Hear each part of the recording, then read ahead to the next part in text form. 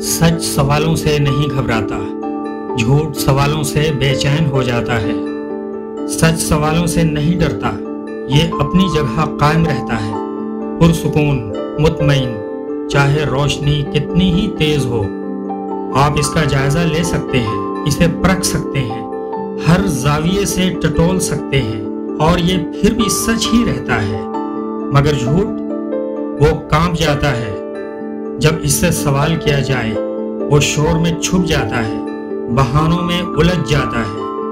झूठ को वजाहत से डर लगता है क्योंकि हर सवाल, हर शक उसकी झूठी दुनिया के लिए खतरा होता है। सच्चे अल्फाज सवालों को खुशामदीद कहते हैं। सच को गुफ्तगू से खौफ नहीं होता, खामोशी से होता है।